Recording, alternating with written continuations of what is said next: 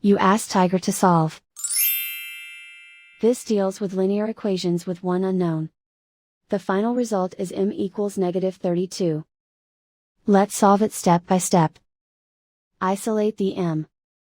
Multiply both sides by inverse fraction 4 over -3.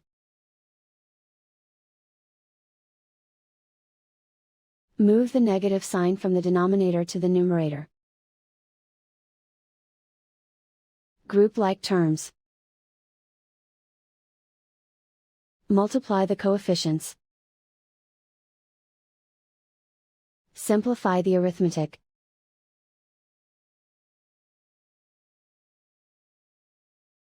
Move the negative sign from the denominator to the numerator. Multiply the fractions.